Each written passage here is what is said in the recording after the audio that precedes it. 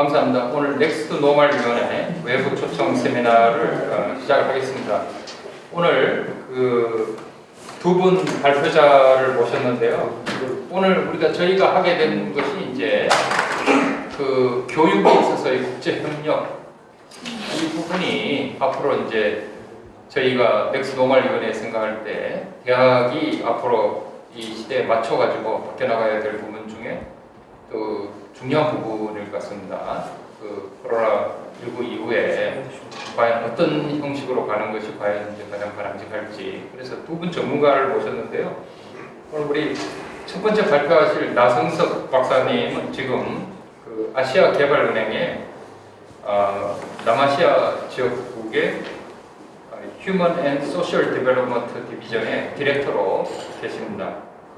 또 ADB에서는 이제 교육 분야의 체어를 맡고 계시기 때문에 이 분야에 대해서는 또 현장 경험을 굉장히 많이 갖고 계시고 제가 알기로는 이제 특히 대학 간의 협력 프로그램에도 ADB가 지원하는 사업에 많이 관여를 하셨기 때문에 아주 훌륭한 분을 오늘 특별히 시간을 내서 모셨고요.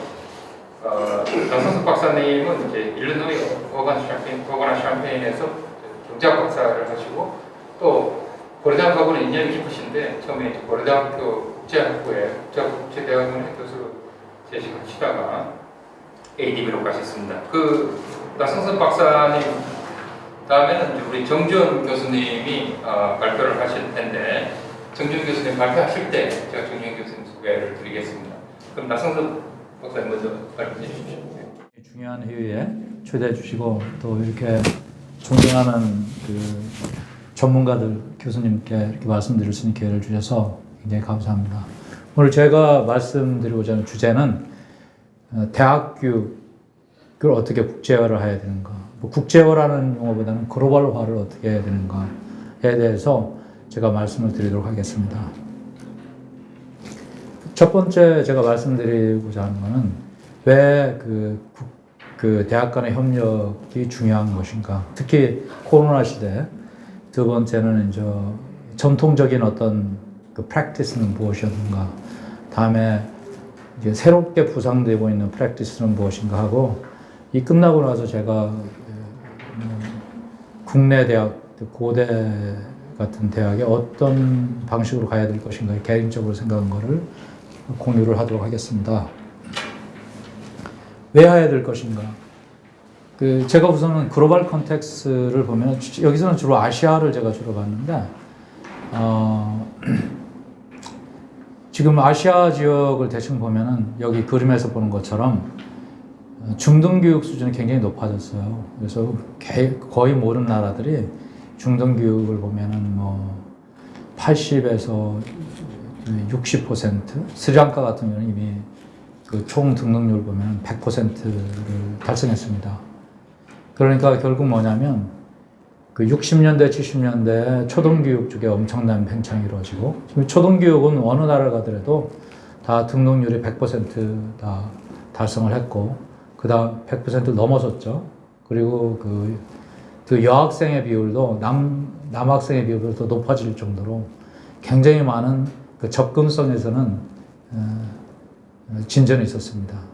마찬가지로 중등교육에서도 엄청난 변화가 이루어졌어요. 발전이 이루어졌습니다. 이게 이제 초등교육에서 진전이 이루어지면서 중등교육 쪽으로 진전이 80년대, 90년대에 많이 이루어졌고 지금 한 2000년대 들어오면서는 거의 어떤 스리랑카 같은 경우는 선진국가, OECD 국가와 비견됩니다. 대신 여기서 보면은 대학 교육을 보시면 대학 교육 같은 경우는 한 20%에서 한 30% 레벨로 대충 정리가 돼요. 특별하게 중국 같은 경우는 이거보다 높지만 대다수의 국가들은 한 20에서 한 30% 정도의 수준의 대학 교육의 등록률을 보고 있습니다. 근데 대학 교육 등록률을 보면은 70년대에서 지금 2020년까지 보면은 엄청난 변화가 지금 있는 거예요.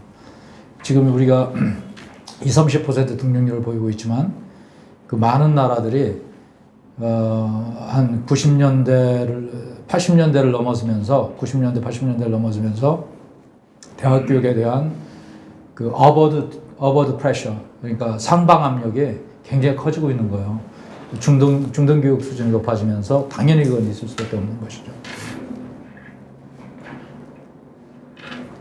그런데 아까 같이 이제 대학 교육의 양적 팽창은 이루어졌지만, 그리고 더 이루어질 것이고, 그럼에도 불구하고 대학 교육의 질과 그 렐러번스, 무엇을 가르쳐 적합성에 대해서는 굉장히 많은 문제가 많아요. 여기서 보는 것처럼 그 보통 그 대학 교육을 마친 학생들의 취업률을 보면은, 보통 그 실업률을 보면은, 보통 그 일반 실업률과 비교해서 3에서 4배, 어떤 경우는 6배까지 높아요. 보통 한 2, 3배 정도 높은 게 보통 우리가 예상하는 건데, 어떤 경우는 뭐 6배까지 높으니까, 특히 또 여성 교육 같은 경우, 여성 경우는 훨씬 더 높아요. 6배까지 가는 경우가 있어요. 그러면 결국 뭐냐면,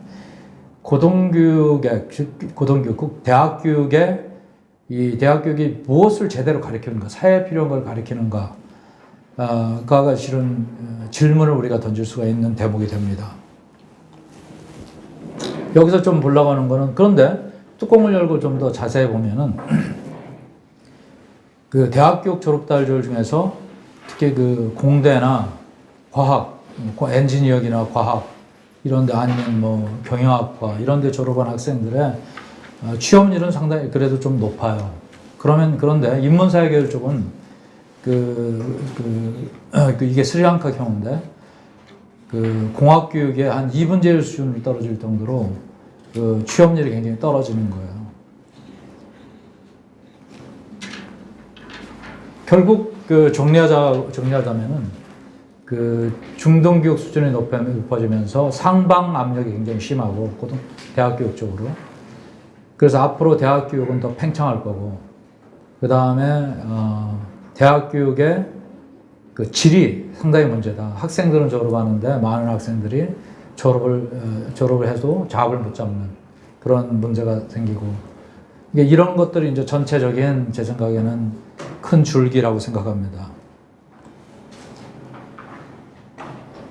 그 대학 간의 협력을 보면은, 전통적인 협력 방법은 제 생각에는 한 5가지 정도로 정리가 되는데, 리더십 아웃소싱이라고 해가지고, 우리나라에서는 이런 일이 잘 안 이루어지지만, 카이스트에서 한번 일어났나?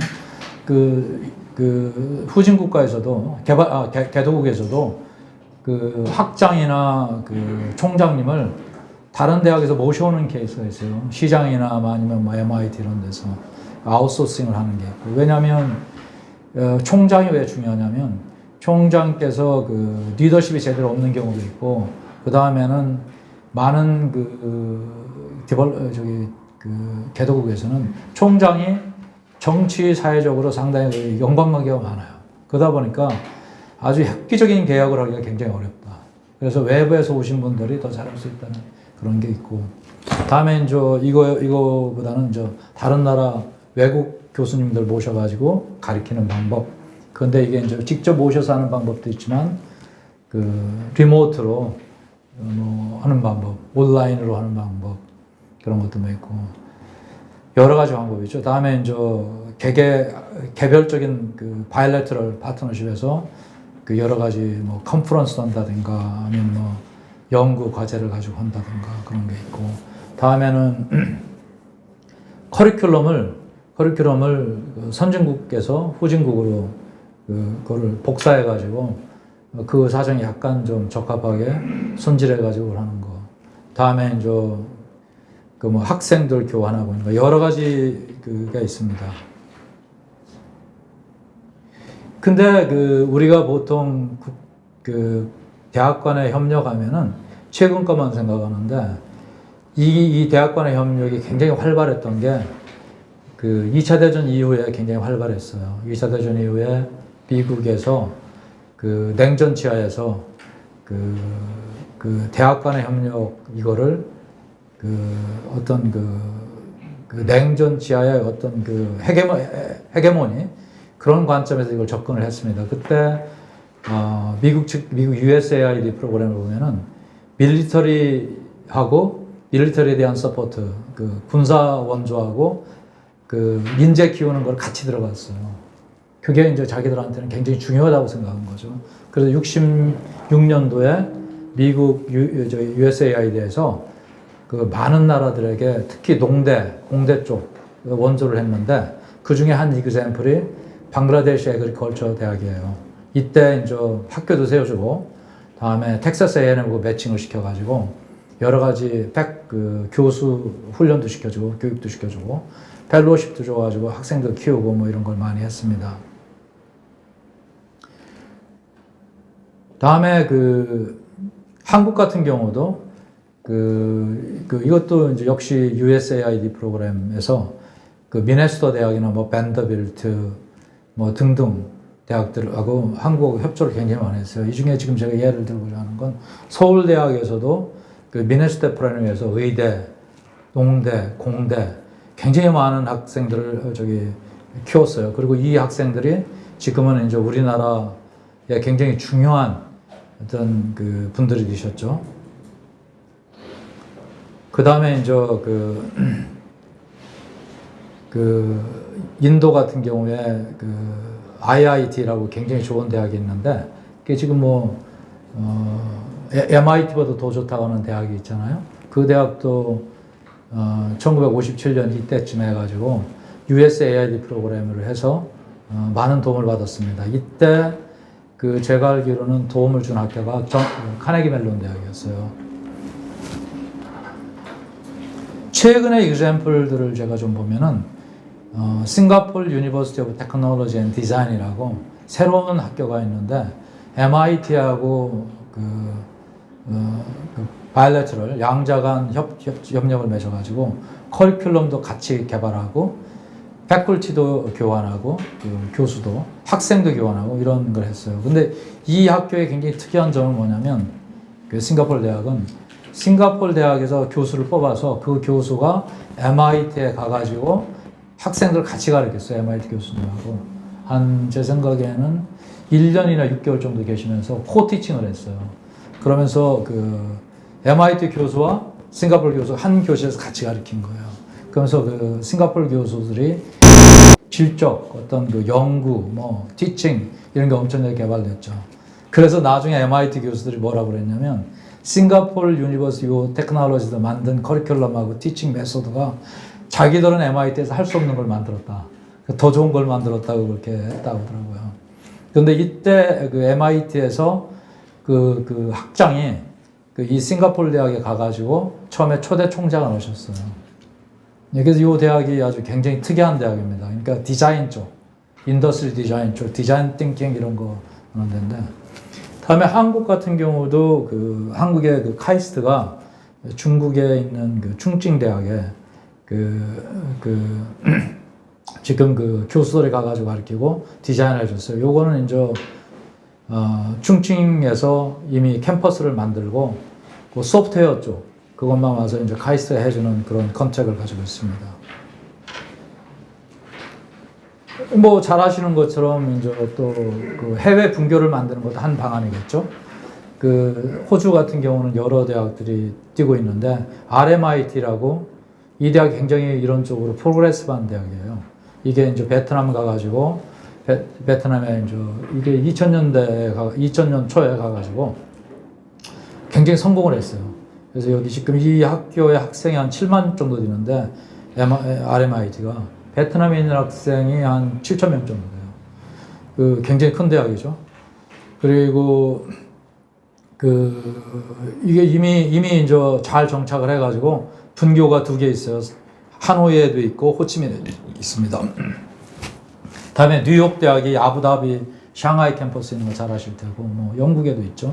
다음에 한국에도 지금 미국 주립대학 스토니브룩이 와 있는데 송도에 이것도 이제 뭐 아까 충칭 비슷하게 우리가 하드웨어는 다 제공하고 이미 건물, 기자재, 책상까지 다 한국 정부에서 송도, 인천 정부에서 인천 지방 정부에서 제공한 그런 사례입니다. 그 다음에 카네기 멜론 대학이 호주라든가 이런데 이미 오버시 캠퍼스를 가지고 있어요. 이런 케이스는 굉장히 많기 때문에 이런 것들이 이제 그 전통적인 방법이라고 저는 생각합니다. 그러면 그 대학 교문역 쪽에 그 떠오르고 있는 어떤 모델들은 어떤 것이 있을까? 제가 한번 좀 생각을 해봤어요. 뭐 조금 이따 다음 이제 그 정지훈 교수님께서 말씀하실 건데 한 떠오르는 추세 중에 하나는 그 컨텐츠를 같이 공유하는 거예요. 온라인 에듀케이션 그 플랫폼에 예를 들어서 그 회사 중에는 뭐 코세라 같은 경우 이런 데가 코세라가 뭐 스탠포드 대학의 컨텐츠가 코세라에 들어와 있고 미시간 대학, 뭐 일리노이 대학이 있는데 일리노이 대학 같은 경우는 코세라하고 저기가 돼 있어요. 그 비즈니스하고 컴퓨터 쪽에 코세라에 들어와가지고 석사를 받을 수 있어요. MBA도 받을 수 있고 그런 게 지금 굉장히 많은 대학들이 들어와 있습니다. 또 하나는 뭐냐면 아까는 이제 그 코세라 같은데 대학에 가서 코스를 올린다면 이번에는 반대로 대학 측에서 온라인 어떤 플랫폼에 있는 코스를 들을 수 있게 해주는 거예요, 학생들이. 그래서 크레딧을 인정해 줍니다. 그런 게 있는데 지금 이제 그 이유는 뭐냐면 온라인 그 플랫폼에 있는 프로그램들이 우리가 상상을 초월하게 지금 굉장히 앞서 있어요. 예를 들어서 이 브릴리언트라는 이런 컴퍼니는 퀀텀 컴퓨팅이라고 아시죠? 그 양자 그 계산 그 하는 프로그램을 만들었어요. 프로그램 누구랑 만들었냐면 구글, 다음에 마이크로소프트 이런 데서 돈을 대가지고 브릴리언트 컴퍼니한테 그걸 만들어 달라고 그랬어요. 여기 컴퍼니 내가 파운더를 만났는데 그 얼마 받냐니까 뭐 한 500불 받는다고 하더라고요. 그래서 제가 너 그거 받지 말고 좀 이따가 이거 바꿔가지고 한 몇천 불 받으라고 했는데 그 정도로 코스가 이거는 획기적인 겁니다. 근데 이 코스를 듣고 나서 잘 하면은 이 친구들이 현장에서 받을 수 있는 샐러리 레벨이 엔트리 포인트에서 제가 알기로는 20만에서 30만이 넘어서요. 그렇기 때문에 이게 듣는 애들이 대승하려 몇십만이 듣는다는 것 같아요. 이 코스를. 다음에 유데서티는 뭐 잘 알다시피 그 자율주행 쪽으로는 굉장히 앞서 있어요. 그래서 예를 들어서 GE 같은 회사라든가 미국에 있는 탑 자율주행 컴퍼니들이 회사 사원들을 교육시킬 때 유데서티 가서 요 코스를 듣게 하고 맞춤형 교육도 해줘요. 여기 유데서티는. 코세라는 뭐 아시다시피 만든 사람이 뭐 그 머신러닝 최고의 전문가니까 머신러닝 쪽으로 프로그램이 많고 굉장히 재미난 모델이었는데 그 2U라는 게 있어요. 잘 안 보이겠지만 2U라는 건 뭐냐면 이제 대학이 이 뭐 코로나 같은 거 등등해서 온라인 쪽으로 플랫폼을 만들고 인프라스트럭처 이거를 구축하려면 그리고 그 교수님들이 그 온라인 에듀케이션을 지원하려면 여러 가지 캐피탈 돈이 많이 들잖아요. 그러니까 2U는 그걸 도와주는 거예요. 그러니까 2U는 뭐냐면 대학이 되는 거예요. 그래서 대학 뭐 10몇 개, 20개를 연결해가지고 그걸 도와주고 그 코스를 뽑아가지고 새로 오퍼를 해요. 그러니까 대학이 된 거죠. 이 대학이 아마 미국에서 제일 많은 학생을 가진 학교일 거예요. 내가 알기로는 20만에서 30만 정도 있어요. 다음에 한국에 뭐 신문에 보면 맨날 나오는 미네르바 대학. 이건 이제 하이브리드 러닝을 하는 건데, 이제 뭐 온라인으로도 배우기도 하고, 현장 학습도 하고, 뭐 현장 학습도 하고, 자기들끼리 토론도 하고, 그러니까 세 가지를 다 하는 거죠. 그래서 하이브리드라고 볼 수 있습니다.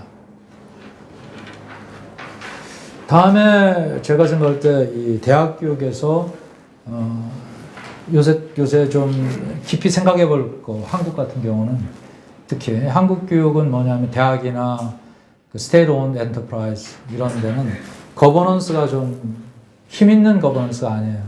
이런 경우에는 어떻게 할 것인가?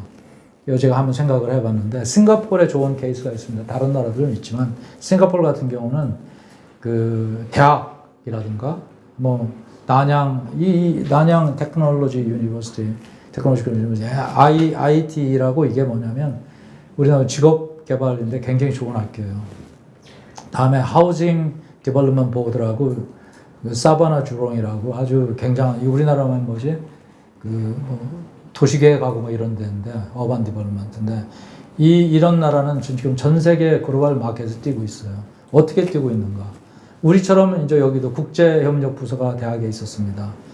근데 이제 수요가 굉장히 많고 첫 번째로는 또 국제협력부서가 대학 내부에 있으면 그냥 뭐 이게 다 컨세셔널리 논이에요. 컨세셔널리 그냥 공짜로 주고 뭐 그랜트는 거예요. 비즈니스가 안 되고 서스테너블 모델이 될 수 없다. 그래가지고 패런트 캠페인에서 뭐 대학에서 이 부분을 떼어내요. 국제협력 부분을.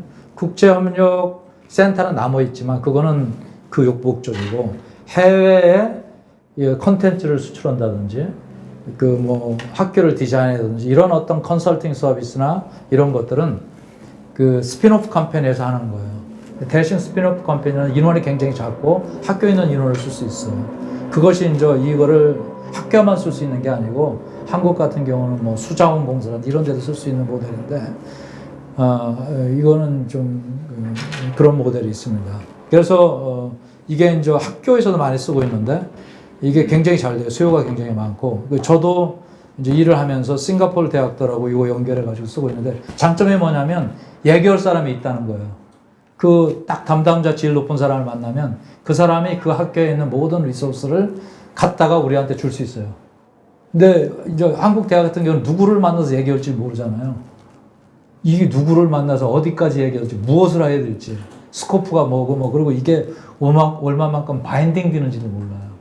근데 이거는 이제 모델이고 다음에 이제 이거는 약간 루즈한 타입의 네트워크인데 글로벌 하이텍 에그리컬처 에듀케이션 리서치 네트워크라고 해가지고 글로벌 허브를 중심으로 리저널 허브를 만들어서 서로 협력하면서 서로 이제 돕는 거예요. 이 목적은 뭐냐면 세계 식량 위기가 굉장히 심각하니까 2050년까지 생산성을 한 50% 정도 높여요.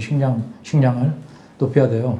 그런 거로 해서 이제 대학들이 새로운 하이텍으로 하이텍을 갖춘 그런 에그로 엔터프로니어, 그러니까 농업 혁신가, 농업 아니면 비즈니스 하는 사람 엔터프로니어를 키우자. 그게 목적인데.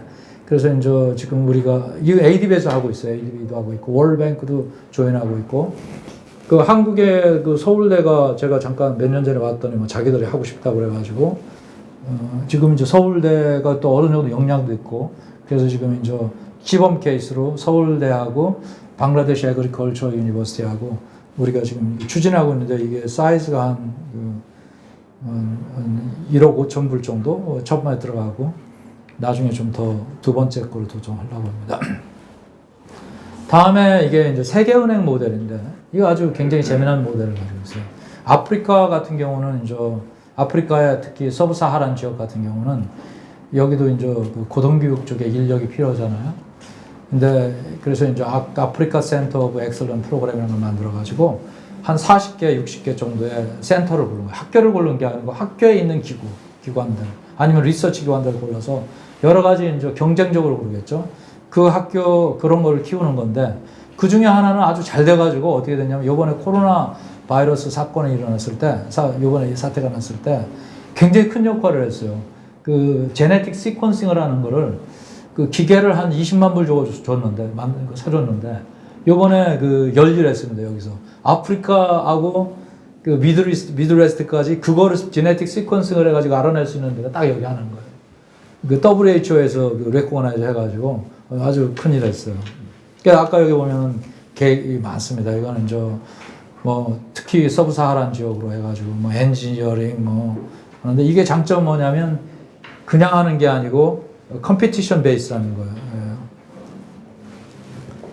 또 하나 모델로 저희들이 고민하고 있는 거 굉장히 많이 지금 하고 있는데 저희 말고도 이제 세계은행 쪽이 많이 하고 있는데 이게 뭐냐면 컴피티티브 리서치 그랜트라고 해서 연구 그랜트를 예를 들어 스리랑카 같은 경우는 몇 개 대학에 줘요. 우리가 이만큼 풀을 주고 그 돈을 가지고 1번 산학협력 한다든지 2번 국제간 협력으로 리서치를 할 수 있게 하는 거예요. 그래서 예를 들어서 이제 한 대학에서는 위스콘신 메디슨에 유니버시티 위스콘신 메디슨이 거기가 이노버티브 티칭이라고 해서 티칭 프랙티스 하는 센터가 있어요.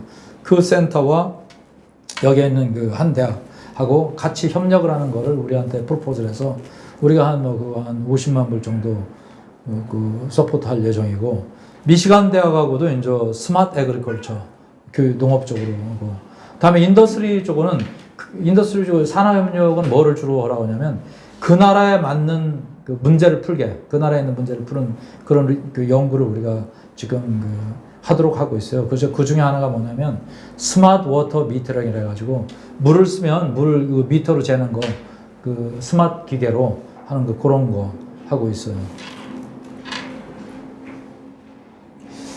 이제 여기까지 제가 그 전통적인 어떤 방법, 어떤 프랙티스와 그 다음에 이제 새로 떠오르고 있는 프랙티스에 대해서 제가 말씀을 잠시 드렸는데, 그러면 한국 대학이라든가 이런 고대 같은 대학에서는 어떻게 가는 것이 좋을 것인가를 저도 생각을 해봤어요. 제가 이제 고대에 대해서는 잘 모르니까 이 중에 많은 거는 쓸 수 없는 것도 많겠지만 한번 서세션이라고 생각하고 제가 올렸습니다. 5가지 꼭지로 말씀드리려고 하는데, 첫 번째는 이제 목적이 뭔가 이런 것도 우리 한번 고민해야 되고, 다음에 제 생각에는 우리가 한국 같은 경우 비슷한 현상이 일어나는 게 영국이에요. 브렉시트 하면서 우리는 지금 인구 소자와 학생 수가 확 줄고 있잖아요. 영국도 브렉시트로 외국에서 오는 학생이 확 줄고 있다고. 그러니까 비슷한 고민을 영국이 했어요. 우리보다는 훨씬 나은 사정이겠지만, 그래서 이제 영국 케이스를 look UK라고 제가 슬라이드 하나 놓고, 그 다음에는 아까 글로벌 리저널 유니버스 파트너십 말씀드린 거, 그 다음에 아까 비즈니스 유닛을 하나 데디케이팅 걸 만들어라, 이걸 하는 거, 그 다음에 이제 온라인 교육을 어떻게 우리가 잘 사용할까, 5가지 꼭지로 말씀을 드리겠습니다. 국제 교육과 글로벌 교육 하면은 대개 보면은 비전이 크리어하지 않아요. 대개 특히 이건 제가 많이 느끼는 건데, 이 글로벌 교육을 대개 학교에서 얘기할 때 보면은 비즈니스 차원에서 얘기하는 경우가 많아요. 근데 그 이상을 가야 되거든요. 대학이라고 하면은 그 이상을 가서 글로벌 비전을 가지고 뛰어야 됩니다. 그리고 비즈니스 차원으로 얘기하면은 파트너십이 제대로 이루어질 수가 없어요. 어떻게 되냐면, 예를 들어서 아까 제가 말씀드린 세계 식량 위기를 타파하기 위한 대학이라든지, 아니면은 클라이밋 체인지, 기후 변화를 선도하는 대학, 인재를 키우는 대학, 아니면 미국 UN SDG 같은 거, 지속 가능 목표, 이런 거에 우리가 얼라인하는 게 굉장히 중요한데, 한국에서 이런 거를 얘기하는 거 별로 들어본 적이 없어요. 이걸 얘기할 때 대충은 뭐냐면 이런 거 해서 우리 학생 키워서 취직 잘한다, 이런 얘기인데, 그 정도 수준에 가서는 월드 클래스 대학이 될 수도 없고 글로벌 리더 대학도 될 수도 없고, 제가 얘기하는 월드 클래스 대학은 랭킹이 아니에요. 예를 들어 내가 월드 클래스 이런 미디어에서 나오는 거에 1000순위라고 하더라도 500등이라고 하더라도 어떤 시장에서는 자기가 최고의 대학이 될 수 있다고. 어떤 거에서는. 근데 그거를 지향점이 제 생각에는 많은 대학들이 크리어하지 않아요. 두 번째로는 그러면 우리가 한국 대학에서 오퍼할 게 무엇인가? 꼭 한국을 중심으로 생각하지 말고 글로벌 관점에서 이것도 생각해서 무엇을 낼 것인가, 카드를 뭘 내고 어디서부터 내가 밸류 에디션을 생각해야 되는데, 이게 별로 없어요. 국제 협력을 하면 국제 협력에서 그런데 이거를 아마 시리어스하게 생각해야 돼요. 그러니까 내가 가지고 있는 컴패러티브 어드밴티지가 무엇이고, 근데 뭐에 대한 컴패러티브 어드밴티지는 세계의 미래를 위한 그걸 얘기해야 되는데, 컴패러티브 어드밴티지는 우리가 고시만이 붙었다, 이런 거 얘기하면 안 되죠. 중요는 하겠지만. 다음에는 한국 같은 경우는 더 이게 고민스러운 건데, 실행을 어떻게 할 것인가. 그리고 어떤 액티비티를 잘 선정할 것인가. 뜻은 크더라도 실행은 굉장히 정치하고 굉장히 세부적으로 크리어해야 되거든요. 그런데 한국 대학의 여러 가지 속성상 엑스큐션이 좀 약한 것 같아요. 미국 대학이나 이런 아까 호주 같은 데는 엑스큐션이 우리보다 더 세요. 왜냐하면 총장이 100% 권한을 가지고 있다고, 학과장이. 근데 여기는 엑스큐션이 안 된다고. 그러니까 이런 경우에 새로운 모델을 만들어내야 된다. 엑스큐션이 안 돼가지고 그래도 그만둬야 될 것인가? 그건 아니고, 거기에 맞는 어떤 또 거버넌스라든가 엑스큐션, 어레인지먼트를 하면 되는 거니까, 아까 이제 영국을 보는 게 좋겠다 말씀을 드렸는데, 영국 같은 경우는 실은 이게 영국의 교육은 지금 굉장히 엄청난 위협을 받고 있죠, 브렉짓으로. 그래서 영국이 지금 그 학생들로부터 돈은, 해외에서 유입된 학생으로 버는 돈이 약 한 180억 파운드 정도 된대요. 2015년에. 그 중에서 한 70%가 여기 대학 교육 쪽에서 나오는 수입입니다. 그런데 브렉짓이 되면은 이 학생 수가 확 줄 거라고요. 특히 유럽에서 오는 학생들, 다른 데서 오는 학생들이. 그럼에도 불구하고 영국은 무슨 플랜을 세웠냐면 2030년까지 학생 수를 60만으로 만들고 30% 증가시켜서, 그리고 에듀케이션 섹터를 이걸 키워서 지금 한 180억 정도, 억 파운드 정도 되는 시장을 350억 파운드 정도로 늘리겠다는 야심찬 계획을 지금 만들었어요. 그리고 이거를 하는 그게 굉장히 재경이 있어요. 이거를 하는 데가, 정부에서 하는 데가 교육부가 아니에요. 교육부도 있지만 거기 인더스트리 쪽에서 하고 있어요. 저도 영국에 갔더니 인더스트리 사람들이 이권으로 만나자고 해서 처음에 저도 혼동됐어요. 왜 나를 인더스트리가 만나자게나. 아마 인더스트리가 온라인된 교육을 하려고 했더니 알고 보니까 만데이트가 이쪽으로 바뀌었더라고요. 그러면서 이 사람들이 뭘 임명을 했냐면 인터내셔널 에듀케이션 챔피언이라는 걸 만들어가지고 이분이 스티브 스미스라는 사람, 어디 총장을 시던 분인데, 이분을 모셔가지고 챔피언을 임명하고 이분한테 만데이트를 줬어요. 이분은 직접 캐비넷하고 수상한테 리포트합니다. 그리고 이분들이 지금 생각하는 것 중에가 4년짜리 워킹 비자 졸업하고 나면 이런 거, 여러 가지 지금 인센티브 패키지를 학생들이 주려고 하는 거예요. 그리고 아시다시피 브리티시 카운슬이라고 있지 않습니까? 이거를 전에는 문화 홍보였는데 지금은 만데이트를 인터내셔널 스타디 쪽을 프로모션하는 쪽으로 그걸 강조하도록 하겠습니다.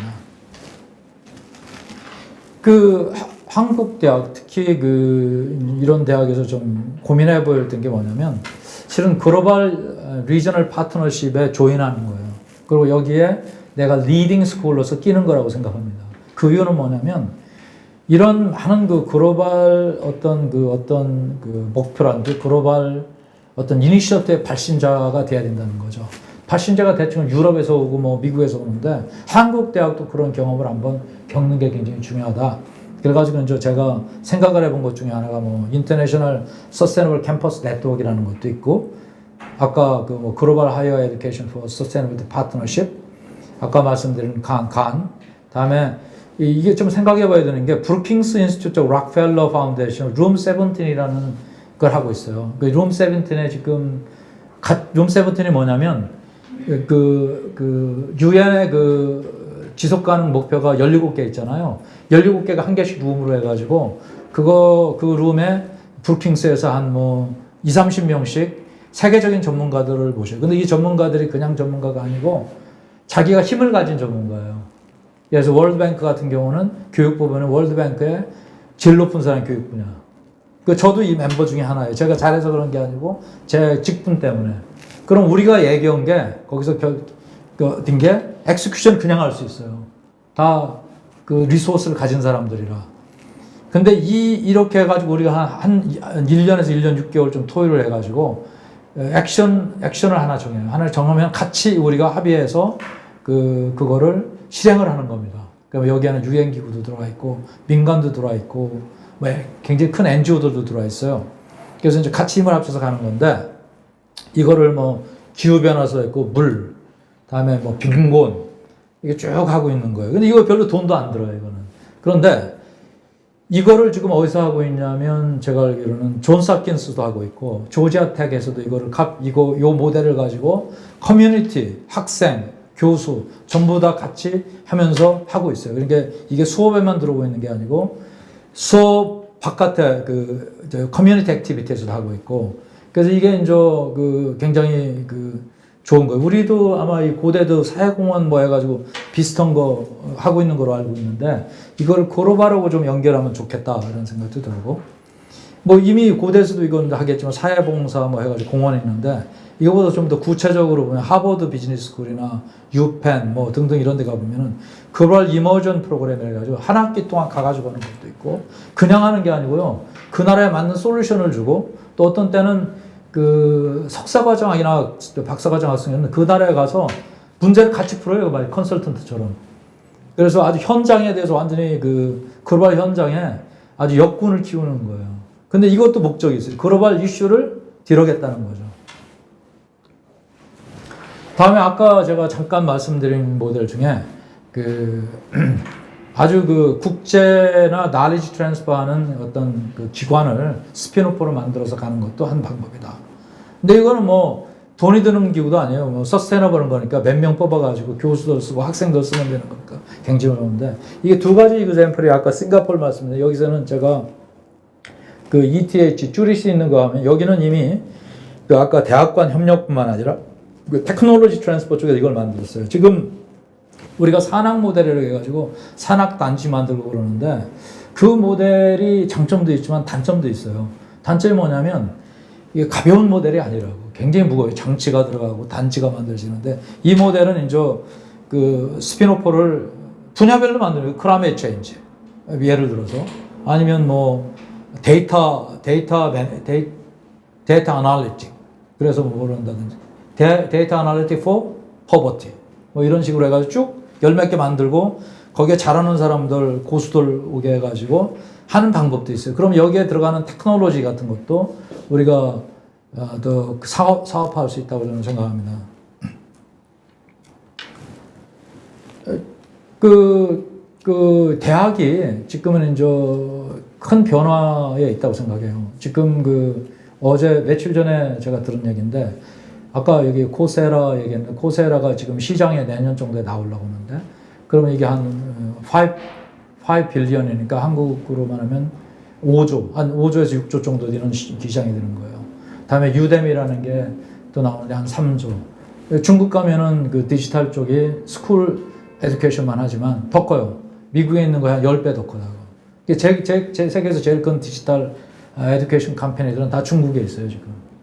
그런데 이 시장은 지금 아직까지 제대로 이렇게 걸음마 단계, 시작 단계에 불과할 정도거든요. 결국 뭐냐면, 우리가 이 대학이라는 건 뭐냐면, 픽스드 베이스 유닛이라고, 이게 뭐냐, 플레이스 베이스 인스티튜션이라고. 플레이스 베이스 인스티튜션인데, 이런 인스티튜션의 시대는 지금은 변곡점에 이른 것 같아요. 이 시대가. 그래서 앞으로는 실은 온라인으로 갈 건데, 어떻게 할 것인가. 온라인으로 완전히 가기 전까지는 제 생각에는 하이브리드 러닝 쪽으로 가지 않을까. 그러니까 뭐, 여기서도 학교에서도 와서 배우고, 시험도 치고, 학생들하고 교류도 하고, 피어 디스커션도 하고, 하지만 수업은 뭐 온라인으로 일부 받을 수도 있고, 이런 게 될 거라고요. 이거에 대한 준비를 해야 된다.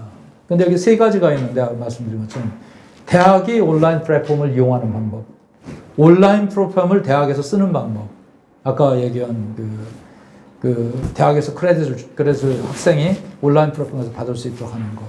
대학과 대학 간의 컨소시엄을 디지털 테크놀로지로 하는 방법. 정주현 교수님께서 말씀하실 사항인데, 이 세 가지에 대해서 정말 고민해야 된다. 그거를 말씀드리고 싶어요. 여기에는 이제 여러 가지 허들도 있고, 문제도 많고, 난관도 있겠지만, 이거 됨으로써 이걸 통해서 우리가 글로벌 협력도 가능하다. 그런 기회를 우리가 맞이했다라고 생각합니다. 이상입니다. 감사합니다. 그 다음에 미국 스탠포드 대학에서 정치학과 박사를 하셨고, 오늘 특별히 모신 이유는 이제 저희가 아마 아시는 분도 있고 전혀 모르시는 분도 계시겠지만 이제 KF 코리안 파운데이션 하고 고대가 하는 글로벌 이스쿨 프로그램 도입을 2013년부터 지금까지 정말 고생하면서 끌고 오고 계신데 사실 많이 알려지지 않으신 것 같은데 이게 이제 온라인 베이스로 국제 협력을 하는 광의 협력을 하는 굉장히 이제 오래된 프로그램인데 이걸 좀 설명을 하시고 또 선생님들에게 알려드리는 그런 기회를 갖고자 모셨습니다. 정준 교수님 감사합니다. 예, 감사합니다. 선생님. 이렇게 좋은 자리 초대해 주셔서. 예, 방금 소개받은 정외과 정주연이고요. 오늘 저는 새로운 시대 경계를 넘는 대학이라는 제목으로 글로벌 이스쿨 프로그램을 소개를 좀 드리고자 합니다. 이 글로벌 이스쿨 프로그램은 제가 처음 이제 프로포절 단계부터 10년 넘게 사실 일을 맡아서 진행해 온 프로그램이고요. 이 프로그램은 국제교류재단의 한국학 사업의 일환입니다. 그래서 기능적으로는 국제교류재단이 직접 교수를 파견하거나 뭐 석좌 교수직을 설치할 수 없는 그런 이제 공백 국가들 혹은 대학들의 국내 대학이 직접 들어가서 그 대상 대학들과 파트너십을 맺고 실시간으로 이제 온라인 화상 강의를 제공하는 것. 이제 그게 이제 기능적인 역할이고요. 그 뒤에는 여러 가지 전략적인 고려도 있습니다. 제가 이걸 아는 이유는 당시 프로그램을 고안하신 분이 우리 고대 정외과의 김병국 교수님, 당시 그 KF 이사장을 하시던 김병국 교수님이 이걸 고안을 하셨는데, 그분의 전략적인 비전은 이제 두 가지예요. 첫째는 한국도 이제 일본이나 미국 같은 국가들이 하고 있듯이 교육을 통해서 그 상대국의 엘리트들한테 영향을 끼칠 수 있는 나라가 돼야 되지 않느냐. 이제 노골적으로 얘기하면 뭐 친한 지한파를 육성해야 되지 않느냐 이런 생각을 하셨고, 둘째는 교육자로서 또 가지셨던 비전이 고대에서 고대 학생들이 동경대, 북경대 학생들이랑 앉아서 다 함께 수업을 듣는 뭐 이런 비전을 가지셨어요. 그래서 제가 그때 될 것 같지 않습니다. 뭐 이런 얘기를 하면서 저항했던 그러나 일을 맡아서 10년이나 지금 하고 있습니다. 그런데 이 KF 글로벌 이스쿨 프로그램은 각 대학의 실정에 맞춰서 또 해석하고 설계해서 진행하고 있기 때문에 제가 이제 고대 프로그램의 설계에 대해서 일단 말씀을 드리겠습니다. 일단 저희 고대 이스쿨 프로그램은 처음부터 염두에 두었던 것이 아까 말씀드린 국익 자원, 우리가 국가이익에 기여할 수 있는 교육이 국가이익에 기여할 수 있어야 한다는 생각을 우선적으로 당연히 했고요. 두 번째로는 뭐 그럼에도 불구하고 우리는 교육자이기 때문에 당연히 국경을 넘어서 고대 학생이건 외국 학생들이건 간에 학생들한테 상호 이해 그리고 다양성에 대한 이해를 제고시키고, 그럼으로써 결국에는 국제협력과 공존에 기여할 수 있지 않을까라는 목적을 가지고 있었고요. 좀 더 좁게 얘기하면 당연히 고려대학교의 이익, 고려대학교가 해외 네트워크를 확대하고 해외 소프트 파워를 제고하는 것, 그리고 고대 학생들이 새로운 교육 환경에 노출되고 특히 경제적인 여러 가지 이유로 해외에 쉽게 나가지 못하는 학생들한테도 이런 해외 최고 대학들 학생들과 함께 공부할 수 있는 기회를 주면 좋겠다, 이런 생각을 가지고 있었습니다. 그래서 이 프로그램을 설계할 때 처음부터 고민을 굉장히 많이 했는데, 가장 중요하다고 생각한 거는 이제 서스테이너빌리티하고 인센티브라고 생각을 했어요. 왜냐하면 아무리 취지가 좋아도 참여하는 모든 행위자들에게 적절한 인센티브가 주어지지 않으면, 그래서 자발적인 참여를 유도하지 않으면 장기적으로 이런 거대 프로그램이 유지되기는 어렵다라는 생각을 했기 때문입니다. 그래서 일단 해외 대학의 경우 뭐 우리랑 교류하자 뭐 이걸로는 곤란하고요. 무엇을 줄 수가 있을까, 우리가 고대가 줄 수 있는 최고의 자원이 뭘까라는 고민을 할 때, 일단 이게 한국학 프로그램이기도 하지만 고대가 어디에도 자신 있게 내놓을 수 있는 것은 사실 한국 연구 관련한 우리의 리소스인 것이고, 그것을 활용해서 해외 대학의 기존에 존재하는 한국학 교육이 인문학 중심으로 거의 이제 운영이 되고 있기 때문에 그 한국학 교육을 우리가 보완해 주는 것, 그것이 일단 첫 번째 이제 해외 대학에 줄 수 있는 베네핏이 될 것이고, 두 번째로는 그뿐만이 아니라 대학 전체 본부 입장에서 봤을 때도 사회과학 커리큘럼에 우리가 기여할 수 있는 부분이 있어야겠다. 그러니까 그 학교에서 결여되어 있는 어떤 디스플린이 있다거나 혹은 영광을 원하는 경우도 많아요. 개도국 같은 경우에는. 그래서 영어 강의를 제공한다거나 해서 그 학교의 교육 일반에 우리가 이제 쓸모 있는 역할을 해야겠다라는 생각을 했고요. 그 다음에 고대 입장에서는 우리가 그냥 뭐 베네핏을 줄 수만은 당연히 없기 때문에 우리가 가지고 올 수 있는 베네핏은 당연히 교수님들에 대한, 강의 교수님들에 대한 물질적 보상은 물론이고 학생들한테 이전에 경험해보지 못한 새로운 교육 기회를 제공을 해줘야겠다. 그래서 학생들이 새로운 세상과 접하는 그런 기회를 우리가 줄 수 있었으면 좋겠다라는 생각을 했고, 그리고 뭐 당연히 학교에는 뭐 여러 가지로 양적 질적으로 국제화에 기여할 수 있으면 좋겠다, 이런 생각을 가지고 프로그램을 설계를 했습니다. 그래서 이를 위해서 대상 국가와 학교를 정할 때 대상이 좀 명확했어요. 왜냐하면 아까 얘기한 그런 국익 차원이건 학교의 이익 차원이건 학생들의 베네핏 차원에서건 당연히 전략적으로 중요한 국가여야 할 것이고, 그 국가의 최고 수준의 명분대라야 우리 학생들이 그 수업을 함께 듣고 싶은 인센티브가 생기겠죠. 그래서 여러 가지를 고려했을 때 중국, 그리고 중국의 최고 명문대들을 주요 타겟으로 해서 프로그램을 시작하게 되었습니다. 그래서 목표는 우리가 중국의 최고 명문대에게 그들이 혹할 만한 수업을 제공을 하기 위해서는 일단 첫 번째로 당연히 한국에 초점을 둬야 되는 것이고요. 우리가 가장 경쟁력이 있는 이제 컨텐츠니까.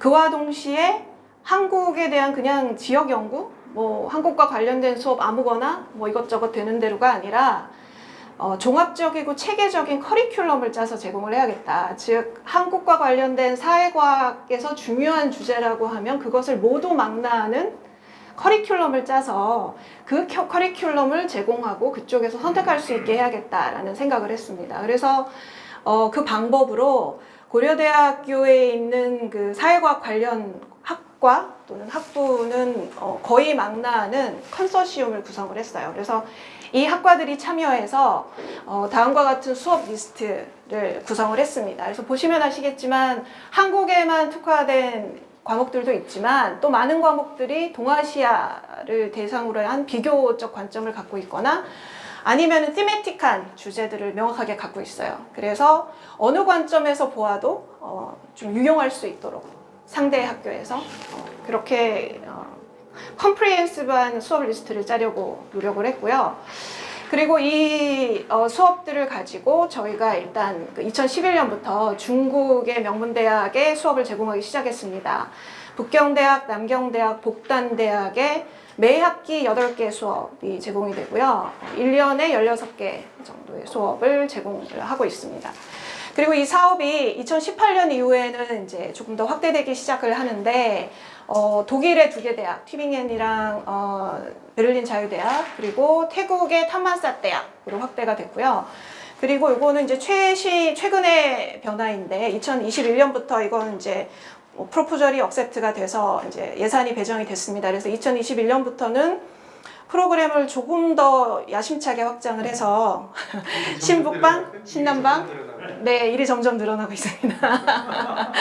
이 용어는 뭐 이게 아무래도 정보 프로젝트다 보니까 신북방, 신남방이 이제 좀 들어가줘야 되다 보니까 그래서 지역적으로도 우리가 4개의 전략적 지역을 선택을 해서 각 지역을 모두 커버하고 그리고 그 지역에서 중요한 대학들을 거점 대학으로 삼아서 고대의 수업을 제공하는 것을 이제 지금 계획을 하고 있고 이미 섭외가 끝났어요. 그래서 몽골 국립대, 그 다음에 프랑스 이날코는 이제 내년부터 수업을 이제 이미 봄학기부터 시작을 하고요. 파리 7대학은 아직은 조인을 안 했는데 이날코랑 함께 수업을 할 계획을 가지고 있고요. 중국 같은 경우에는 상해외대의 그 탁월 학원이라는 이름이 굉장히 탁월하죠.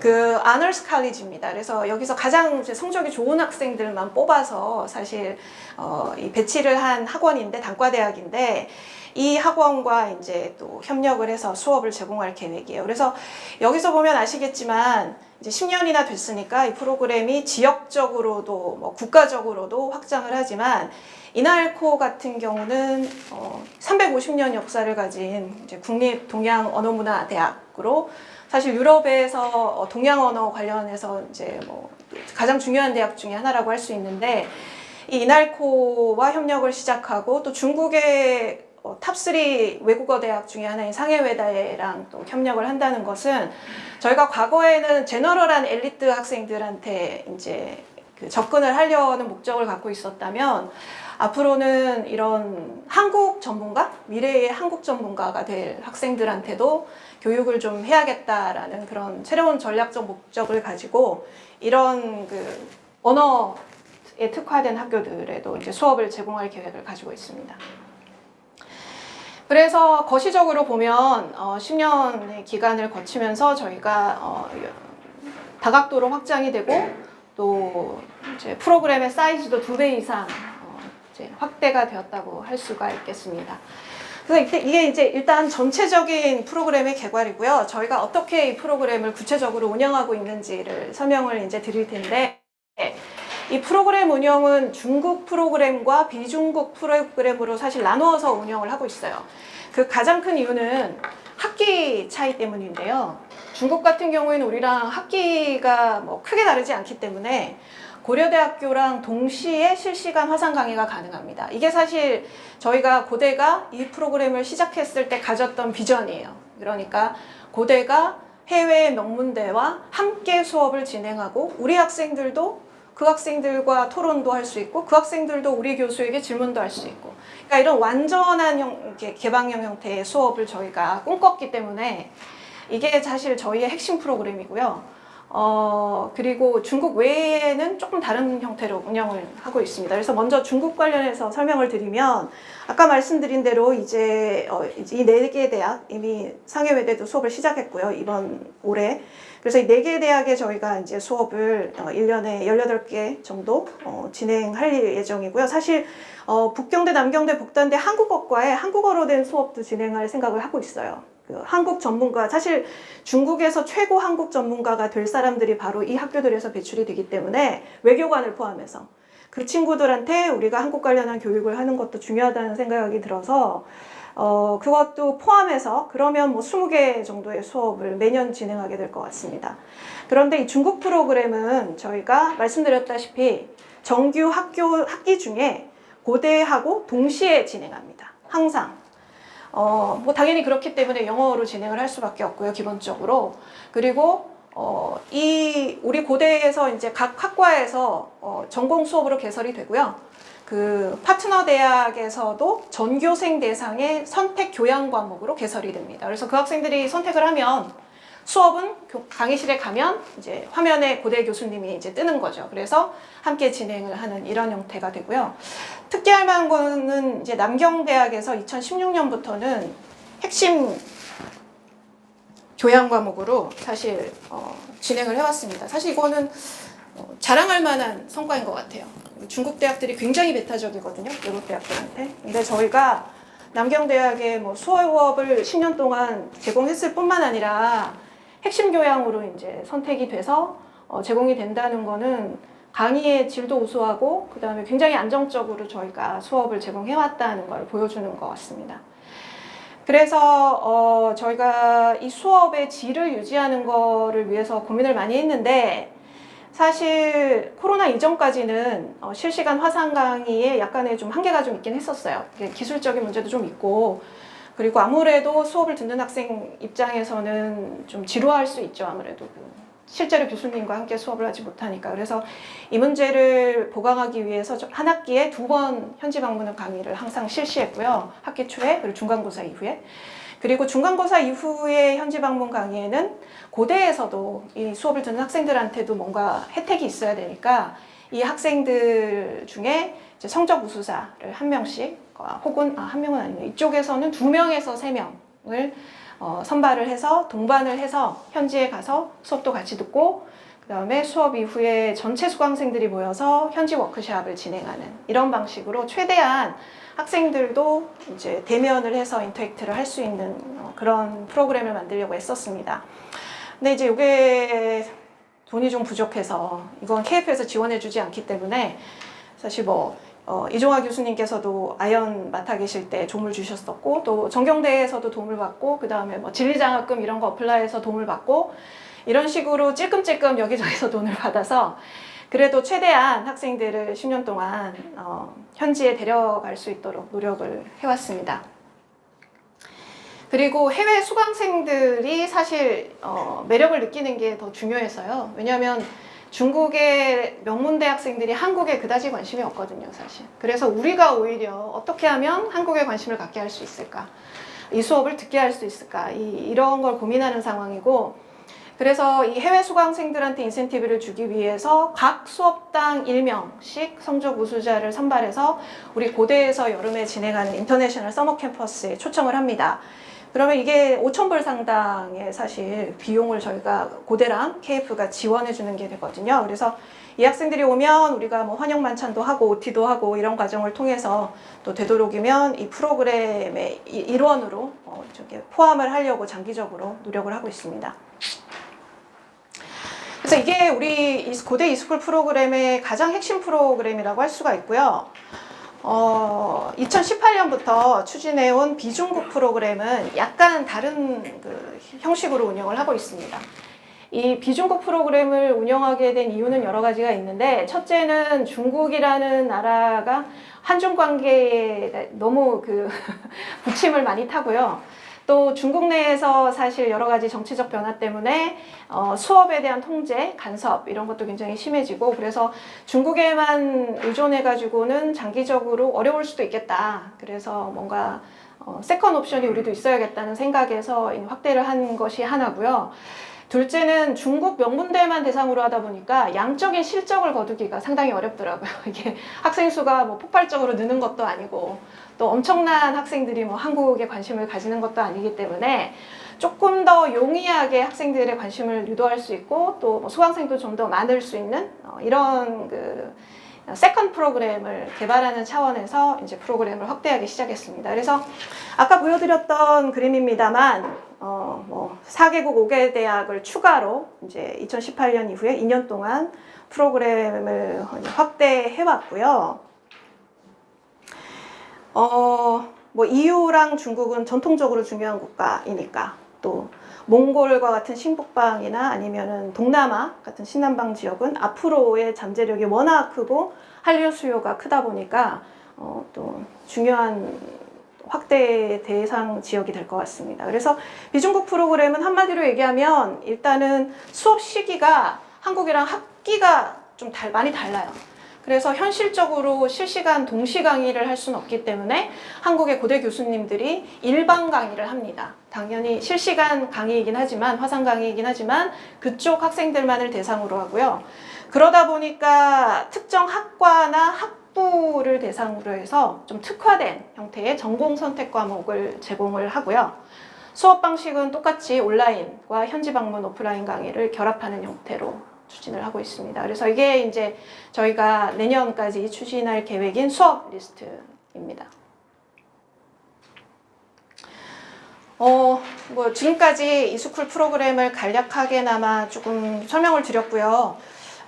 이스쿨 프로그램이 뭐 어떤 도움이 될 수가 있을까, 이런 그 교육에 대한 일반적 모델로서 어떤 도움이 될 수 있을까를 생각을 좀 해보게 됐는데, 일단 제가 이스쿨 프로그램을 10년 동안 맡으면서 뭐 이렇게 보람도 있었지만 사실 좌절이 더 많았어요. 이렇게 기술적인 제한도 있고, 또 뭐 워낙 많은 대학들, 그리고 또 외국 대학들과 일을 하다 보니까 거의 작은 교무처 같은 역할을 해야 되니까 잡무도 너무 많고, 가장 큰 프러스트레이션은 생각보다 이 온라인 기술이 안정적이지 않더라라는 것에 있었는데, 사실 코로나 시대가 오면서 의외의 기회가 열렸습니다. 그래서 이 이스쿨의 전환점이 왔어요. 이게 전 세계 온라인 수업이 보편화되면서 줌과 같이 매우 안정적인 강의 프로그램들을 우리가 활용을 할 수 있게 되었고요. 그리고 전 세계 교수와 학생들이 강제로 온라인 수업 트레이닝을 받게 됐잖아요. 그러다 보니까 온라인 수업에 대한 편견과 거부감도 없어지고 활용 능력도 엄청나게 향상이 된 거죠. 그래서 종합적으로 얘기하면 더 이상 온라인 수업에 장애물은 없다라는 생각이 실제로 들게 됐고요. 제가 뭐 줌을 활용해서 수업을 해보니까 오히려 실시간 수업보다 좋은 것 같은데? 이런 생각도 많이 했어요. 오히려 학생들과 더 인터랙트를 더 깊이 할 수 있고, 줌을 활용한다면 사실 뭐 북경대, 동경대 뿐만이겠습니까? 뭐 하버드대, 뭐 그죠? 뭐 태국 탐화사 때, 몽골 국립 때 다 들어와서 제 수업을 들을 수 있는 거예요. 아무 문제가 없어요. 줌에 들어와 있다는 점에서 모두가 동등하기 때문에. 그래서 아무런 경계가 없어졌다, 이제는. 과거에 우리가 갖고 있던 심리적인 편견이건 아니면 기술적인 장벽이건 간에 이제는 없어진 것 같고, 그리고 이스쿨 수업이 굉장히 선도적이었구나. 10년 동안 우리가 노하우를 쌓고 세계 여러 대학들과 파트너십을 10년 동안 유지하면서 신뢰관계를 쌓았다는 것이 우리의 굉장한 자산이 되었다라는 것을 깨닫게 됐고요. 그런 점에서 제가 지금 생각을 하게 되는 것은 뭐 고대, 좁게는 고대, 또 넓게는 한국의 대학들이 조금 사고의 전환을 통해서 교육적 혁신을 해야 되지 않을까라는 생각을 하게 되었어요. 그래서 이 실시간 화상 수업이라는 거를 코로나라는 위기에 그냥 단기적으로 그냥 땜빵으로 쓰는 어떤 처방으로 생각할 것이 아니라 공격적으로 좀 활용할 생각을 좀 하면 좋겠다라는 생각이 들고요. 그렇다면 적극적으로 우리가 그냥 상상만 했던 형태의 공동 수업을 해외 명문대하고 추진할 수 있지 않을까. 이스쿨 수업은 발신 위주입니다만, 즉 우리 수업을 이제 제공하는 것이지만 수신도 당연히 가능하고요. 특히 우리가 갖고 있는 한국화 콘텐츠는 관심이 있는 학교들이 많기 때문에 이걸 기반으로 해서 우리가 공동 수업을 얼마든지 추진할 수 있고, 사실 돈도 안 들고 행정적인 서포트도 안 필요해요. 왜냐하면 기존에 있는 수업들을 그냥 제공하면 되고요. 외국 교수랑 잘 얘기해서 그분의 수업에 고대가 조인하면 되는, 사실 굉장히 간단한 문제일 수도 있거든요. 물론 장기적으로는 협약을 맺으면 좋겠지만, 그리고 더 간단하게는 코티칭을 하면은 굉장히 쉬운 문제입니다. 뭐 제가 북경대 교수랑 잘 알아서 둘이 잘 얘기를 해서 제가 수업을 여기서 동아시아 정치론을 개설하고 그쪽에서 뭐 동아시아 정치론이든 뭐든 개설을 하면 저희가 반반씩 가르치면 되는 거예요. 그러면 줌으로 학생들이 그냥 들어오고 제가 절반을 가르치고 상대 교수가 절반을 가르치고 이런 모델도 얼마든지 가능하죠. 즉 과거에 우리가 꼭 비행기를 타야만 국경을 넘을 수 있었던 이런 시대에 인바운드 세계와 아웃바운드 세계와 이런 얘기를 많이 했는데, 이제는 그걸 넘어서서 경계가 아예 없는, 국경을 그냥 없애는, 지우는 형태의 교육이 온라인상에서 얼마든지 가능하고, 그런 교육에 있어서 우리가 사실 굉장히 경쟁력 있고 탐낼 만한 콘텐츠를 고대가 갖고 있다는 거죠. 적어도 한국학 분야에 있어서는 우리가 최고라고 얘기할 수 있는 그런 콘텐츠를 갖고 있다라는 자신감을 가질 수 있을 것 같습니다. 그래서 뭐 제가 뭐 특별한 목적을 가지고 이 발표를 하는 것은 아니기 때문에 일반적인 그냥 제안을 좀 해보자면, 좁게는 고대 차원에서도 사고의 전환이 필요한 것 같아요. 그러니까 이 화상 강의에 대한 아직도 편견이 좀 있고, 모럴 해저드가 발생하기 쉬운 형태의 수업이라는 편견, 그리고 학습 퀄리티가 낮을 수도 있다는 편견이 있는데, 제가 직접 해본 바로는 그건 전혀 아닌 것 같아요, 사실. 성실하게 강의를 하는 선생님들이 수업을 하신다는 전제하에 절대 그렇지는 않은 것 같고, 학교 차원에서 단과대나 학과에서 해외대학과 공동과목 개설을 하는 걸 허용을 한다면, 굳이 여러 가지 형태의 돈을 들여서 뭐 초빙을 한다거나 뭐 여러 가지 방법을 동원하는 것보다 이런 공동과목들이 쫙 개설돼서 리스트업이 돼 있으면 뭐 이건 대학원 차원에서도 얼마든지 할 수 있기 때문에 BK를 포함한 다양한 형태의 학교 평가에 당연히 도움이 될 수 있을 것이고, 학교 교육에 도움이 되는 것은 뭐 말할 것도 없고요. 그리고 교수들이 해외대학이나 뭐 해학대학 강의나 아니면 코티칭을 하는 것에 대해서 또 편견을 가진 교수님들이 계세요. 뭐 고대에서 월급 받고 뭐 해외 대학 수업해주냐, 그죠? 외국 애들 강의를 왜 하냐 우리가, 이런 또 생각을 가지고 계신 분들도 충분히 있고 이해가 되는 부분도 상당히 있는데, 우리가 조금 열린 관점에서 본다면 고대가 이제는 좀 포부를 좀 넓게 가져야 되지 않나. 그냥 고대에서 고대 학생들만 잘 키워가지고 어떻게 나가서 서울대 연대랑 경쟁해서 한 자리라도 더 차지하는 것도 중요하지 않진 않지만, 우리가 교육 콘텐츠를 가지고 해외에 있는 학생들한테도, 특히 개도국 학생들한테 성실하게 교육을 한다면 굉장히 보람있고 의미 있는 그런 일이 되지 않을까라고 생각을 하고요. 그런 의미에서도 사고의 전환도 필요하고 제도적인 좀 융통성도 필요하다, 이런 생각을 하게 됩니다. 그래서 실질적인 지원으로는 지금 코로나 덕분에 스마트 강의실이 좀 생기고 있긴 한데요. 이게 코로나가 종식되면 사실 업그레이드가 얼마나 될지는 잘 모르겠어요. 저희 항상 우리 고대에 낙후된 온라인 화상 강의 시설로 고생을 제가 10년 동안 했기 때문에 그래서 이걸 지속적으로 좀 업그레이드를 해주고 기술과 인력 지원이 좀 지속되고, 그리고 만일 이런 프로그램에 고대에서 관심이 있다면 사실은 해외 협력대학이랑 고대 교원들한테 어떻게 적절한 인센티브를 제공할 수 있을 것인가, 그리고 이 인센티브가 인베디드된 형태의 제도를 만들어서 합리적으로 장기적으로 굴러갈 수 있도록 만들 것인가를 고민을 할 필요가 있다. 네, 이런 생각을 갖고 있습니다. 그래서 이런 얘기를 마지막으로 제 발표를 마치겠습니다. 감사합니다. 예, 발표 감사합니다. 두 분 아주 좋은 발표 해주셨고요. 제가 우선 이제 우리 시간이 많지 않기 때문에 우리 변기영 교수님하고 박문선 교수님 이제 아무래도 교육 쪽에 관한 프로젝트 가져가니까 두 분 순서대로 좀 질문이나 그런 거 하시고, 그 다음에 우리 김덕화 교수님 이게 사실 학교가 이런 거에 대해서 제가 여러 가지를 좀 생각을 하는데, 학교가 평가를 하기 위해서 학교는 평가에 관심이 많으니까 이런 것들을 좀 발전하는 게 국가의 도움이 되지 않겠냐, 이런 측면에서 어떤 이제 대학정책연구원 같은 데서 원장님이시니까 혹시 활용할 수 있는 방안이 없는지. 왜냐하면 사실 정길 교수님 같은 프로그램 같은 것도 굉장히 중요하고 저도 한 서너 번 해봤지만, 근데 거의 뭐 혼자 끌고 가지, 학교는 정말 최근에 진리장학금 약간 정년돼서 올페이션하는 정도지 아무 관심이 없거든요. 그러니까 이게 본인 조교들이고 일하는 이런 시스템이 이 효과로 보면은 학교가 조금 개입을 해야 되는데, 좀 변경 교수님 그래서 한 말씀 하시고 전문가적으로 좀 이제 또 하시는 연구 또 방향에 대해서 좀 코멘트 하시고 전문가 입장에서 한번. 제가 사실은 마침 지금 발표하시는 것과 관련해서 관심을 가지고 연구를 하고 있기 때문에 마스크로 하셔도 될 것 같아요. 목소리 크게 하세요. 이제 조금 되니까. 이 기술하고 시간은 많이 필요하지는 못하지만 생각을 제일 중요한 것은 우리 정변 교수님 10년 동안 얼마나 고생하셨을까 생각합니다. 다른 교수에 대한 인센티브가 뭘까 이런 생각이 아까 이제 많이 고생하셨으니까 그런 건데요.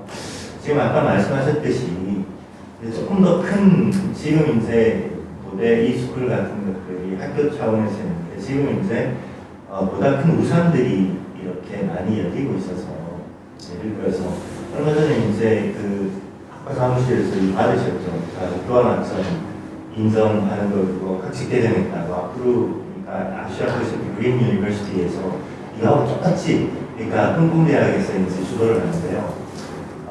홍콩대학에서 이제 컨트롤 타워를 만들고 그다음에 아시아 그린 유니버시티에 이 참여하는 우리 고려대 연세대 일본도 있고 미국도 있고 다른 홍콩대학도 있고 싱가포르 대학도 있고 55개 대학이 참여해서 이하고 동일하게 자기가 제공할 수 있는 강의 리스트를 이렇게 제공하고, 그다음 사람들은 이 홍콩대학 센터에 이렇게 신청을 하면 한 강의에 이제 지나치게 많이 몰리는 것만 거기서 조정을 하고, 그다음 대학에서 인도르스하면 학생들 그냥 들을 수 있는 거예요.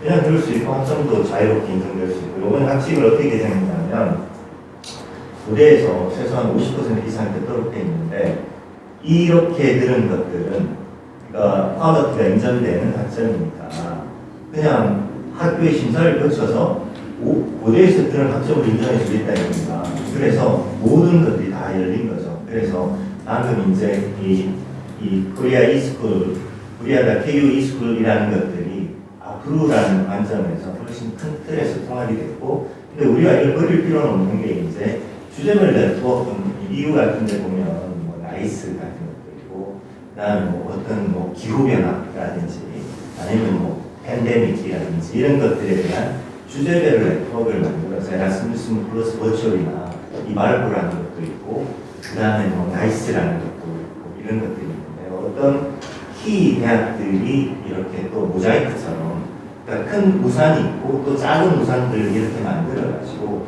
거기에서 해나가는 부분들인데 제가 볼 때는 지금처럼 무슨 펀딩이나 이런 것들이 없으면 서스테이너빌리티가 없어질 게 분명하고 교수들이 뭐 정주영 교수님은 굉장히 이제 학생들을 사랑하는 마음으로 그렇게 하셨겠지만 대부분의 사람들이 이제 코즈를 추구하는 사람이 있고 인트레스트를 추구하는 사람이 있는데 제가 볼 때는 우리 이종환 교수님처럼 경작하시는 분들은 특히 인트레스트를 추구하는 사람이 대한민국이 훨씬 더 많다 이런 거예요. 무대에서도 그런 코즈를 추구하는 분들보다는 인트레스트를 추구하는 사람들이 많기 때문에 서스테이너빌리티가 없다. 그래서 어떻게 펀딩을 이렇게 할 건가라는 것들을 보면, 그러니까 제가 이제 교육부에 이런 것들을 제안했는데요. 순위 예산은 콜이라는 프로그램이 있습니다. 콜이라는 프로그램이 뭐냐면 교수들과 교수들이 그러니까 같은 업 차원에서 그러니까 이 프로그램을 공동으로 만듭니다. 그러니까 코티칭 프로그램을 만드는 거죠. 다양한 콜 프로그램이 있는데 코티칭 프로그램을 만들어서 서로 다른 지역에 있는 학생들이 같이 수강 신청을 하고 같이, 그러니까 두 교수가 뭐 그게 보통 코일 스탠다드 프로그램은 5, 6주 정도 동안 이렇게 통합적인 요소를 과목에 결합시키는 거예요. 일본 간사이 대학 같은 경우는 1시간만 하는 경우도 있고 한 학기 전체 하는 경우도 있고 스탠다드 프로그램은 5주에서 6주 정도 하는데, 그런 것들을 일본 같은 경우에는 일본 문부성이 간사이 대학에 이제 우리나라 같은 뭐 중점 대학 같은 것들, 선도 대학 같은 것들을 그랜트를 줘서 선정을 해가지고 간사이 대학에서 일단 먼저 그런 우수 사례를 만들고 일본에 있는 일본 코일 연합사를 만들어서, 그러니까 기존에 있는 그 미국하고 그다음에 남아메리카에 있는 대학들, 아시아에 있는 대학들과 이렇게 만들어서 그래서 그렇게 하는 방식도 있고, 그다음 아까 이야기하는 우리가 앞으로 버추얼 스튜던트 익스체인지처럼 그냥 지금 당장 할 수 있는 것처럼 그냥 리스트업 해가지고 그냥 참여하면 되는 것도 있고, 그 다음에 이제 우리 강문석 교수님 캠퍼스 아시아 같은 것들을 하는데 제가 이제 교육부에 뭐라 그러냐 하면 대학에서 저렇게 맨날 따로따로 하지 말고 우리는 여기는 이제 국제 쪽에서 하는 국제 프로그램이 있고 카이스트 같은 데는 공학 프로그램이 있고 또 동서대 같은 데는 동아시아 문학 프로그램이 있으니까 공유 이 교육과정을 만들어가지고 캠퍼스 아시아 사학단끼리 공유를 하면 훨씬 더, 이것도 똑같거든요. 왜냐하면 앞으로나 뭐 이런 것처럼 이미 에스테블리시된 대학 어소시에이션이 있기 때문에 그걸 바탕으로 그냥 리스트업만 해가지고 공유하면 되거든요. 왜냐하면 그러니까 이런 공유를 할 때 제일 문제 되는 게 퀄리티 문제인데, 그러니까 그렇게 컨소시엄을 맺었다는 것들은 상호간에 이제 트러스트 빌딩이 이미 되어 있는 거기 때문에 그렇게 하면 굉장히 좋을 것 같고요. 그 다음에 펀딩을 하는 또 다른 방법 중에 하나는 신남방 정책, 그 다음에 국제협력 선도대학, ODA 차원에서 하는 것들이 있는데, 요새 이제 교육부가 이렇게 덥석 받아볼 수 있는 이런 것들이, 이런 공유교육과정, 이스쿨의 이 경험을 살려서 공유교육과정을 통해가지고 조개발 교육과한테 우리 한국의 그런 이 강점들을, 고려대의 강점들을 나눠줄 수 있는, 온라인으로 나눠줄 수 있는 영상 같은 걸로 이렇게 제안을 하면 굉장히 dob성될 가능성이 많고요. 저는 보다 큰 것들은 어디 있냐면 사실 해외가 아니라 국내에서 고대가 가진 강점을 사용을 해가지고 지금 제가 이제 고등교육을 전공, 고등교육 행정이나 정책 같은 거 전공을 하고 하지만 90년대 후반에 대학 설립 준칙제주의 때문에 그러니까 이 지방에 아주 재정이 취약한 중소규모 후발 대학들이 굉장히 많이 생겼어요. 지금 이제 벚꽃 피는 순서대로 대학 문화 인자이잖아요. 그 대학들에서 다시는 가장 큰 문제점 중에 하나가 뭐냐면 기초 교양 과목이 개설이, 그러니까 평가를 하려면 이렇게 많이 개설해야 되는데, 그러니까 개설할 수가 없는 겁니다. 특히 이제 대도시에 있는 대학들은 좀 나은데 중소 규모 도시에 있는 대학들은 이렇게 오게 하려면 돈을 줘야 되고, 그 다음에 돈을 주더라도 특별히 많이 강의를 많이 주지 않으면 곤란합니다. 그래서 그런 것들을 사실은 좀 더 교양 기초 과목 같은 것들을 고대가 선도적으로 좀 만들어서 오픈 소스웨어라든지 이런 것들을 통해 가지고 좀 주제별로 기여할 수 있는, 그러니까 이 스쿨이 해외에서도 이렇게 나가지만 온라인으로 국내 사실은 우리 국내끼리 잘 교류됩니까? 사실 그런 것들이 훨씬 더 효과가 크다. 제가 요새 이제 어떤 방법론 강의를 가르치는데 들 사람 다 들으라고 합니다. 성태, 배상우 교수 제자, 조선대, 동국대 이렇게 다 들어가지고 근데 좀 수업이 좀 그러니까 산만해지긴 해요. 청각생도 많으니까. 그렇지만 이런 이 오퍼튜니티를 고대가 아까 이제 평가를 말씀하셨습니다. 이런 것들을 치고 나가면 국내외적으로 치고 나가면 굉장히 큰 이 어드밴티지가 있을 거다. 그냥 지금 다 말씀드릴까요? 아니면 나성석 이 박사님한테 제가 좀 드릴 말씀이 조금 이따 말씀드릴까요? 일단 뭐 그러면은 한 바퀴 더 돌고 가시죠. 또 혹시 또 빨리 가셔야 될 분이 있습니다. 강원순 교수님. 다른 회의가 있어서. 네. 일단 나선호 박사님 훌륭한 인사이트를 주셔서 너무나 감사드리고요. 정준 교수님 제가 뭐 3일 돼서 말을 하고 3일이 될 것 같은 그런 연기 대접을 강의와 관련해서는 조금 마표 전적으로 다 공감하고 방향은 이렇게 천천히 내는 것 같은데 학생들의 입장에서 보면 어떤 국제협력 부분에 있어서 어떤 교육분야에서 강의를 듣는 것 외에도 이제 교환학생 프로그램 같은 게 사실은 코로나가 터지면서 실질적으로 가지 못하니까 사실 뭐 포기하는 학생들 상당히 많고 못 가는 학생들이 많거든요. 그러면 이게 온라인 강의가 점점 더 활성화되면 교환학생 제도라는 게 이게 과연 강의 측면에서 보면 없어지는 게 많이 당연한 것 같은데 없어지는 않으면 좀 부정적인 영향을 받을 것 같은데 아시다시피 교환학생을 간다는 게 단순히 우리가 공부를 위해서 가는 게 아니라 해당 국가의 어떤 사회, 문화 이런 걸 직접 몸으로 경험하기 위해서 가는 친구도 많이 있잖아요. 그러면 이게 온라인 강의가 점점 더 활성화되는 것은 피할 수 없는 대세인 것 같은데 그러면 이게 거기에 맞춰서 코로나도 걱정되고 이런 상황에서 이 교환학생 제도, 방문학생 제도 그리고 교수님들의 어떤 아신형 연구학계라든지 이런 것은 과연 어떤 방향으로 좀 변화가 필요한지 거기에 대해서 조금 뭐 추가적인 또 인사이트를 주시면 감사드리겠습니다.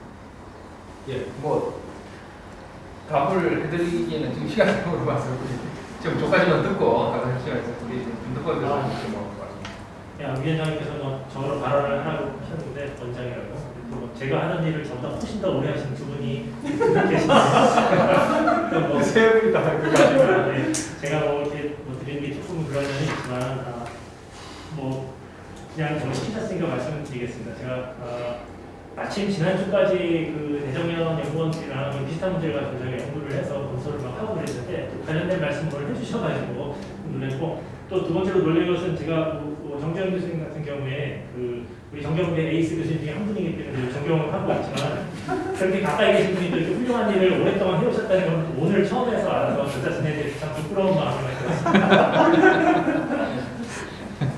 그 교육부에서도 이 온라인 강의 같은 것을 이제 코로나 이후에 어떻게 계속 가져갈 것이냐에 대해서 아주 명확한 입장을 지는 것 같지는 않지만 그것이 이제 일상화된다는 거에 대해서 동의를 하는 것 같고 또 다른 우리 교수님들 말씀하셨듯이 이제 그 온라인 타대학이 제작한 온라인 콘텐츠를 이제 이용할 수 있도록 허락해주면 결국 이런 온라인 콘텐츠 대학 교육과 관련된 온라인 콘텐츠 시장이 생길 것이고 고려대학교가 그런 데서 당연히 이제 가장 최애 정점에 있는 공급자로서 역할을 할 수 있도록 노력을 했다는 게 저희 생각인데 그거에 대응하기 위해서 이제 우리가 무슨 준비를 할까 이걸 고민을 같이 해봤더니 우리가 추구하는 온라인 교육의 형태가 어떤 것이냐에 따라서 우리가 대응해야 될 방안이 달라질 것 같은 생각이 들었어요. 그러니까 우리가 이 실시간 수업을 위주로 할 것이냐, 뭐 녹화물을 공급하는 데냐, 아니면 초대형 강의를 이끌어가는 데냐, 뭐 그런 거를 우리가 정하는 것이 좀 필요하다고 생각을 했는데 아주 오랫동안 그런 걸 해보신 분으로서 정재현 교수님께서 혹시 고려대학교가 지향해야 될 온라인 교육의 형태는 어떤 것이 좋을 것 같다. 그런 거 인사이트가 좀 있으시면 나눠주시면 굉장히 큰 도움이 될 것 같습니다. 하여튼 미안하게 느낀다고 했으니까 앞으로 많은 지원을 해주고 우리 정재원 교수님. 아니 답변하시기도 시간 모자라실 것 같은데. 네. 아니 박인영 교수. 그래도 저기 박인영. 저는 특별한 질문은 없고요. 한 가지 좀 궁금한 게 있어요. 뭐냐면 제가 사실은 온라인 교육을 안 해봤거든요.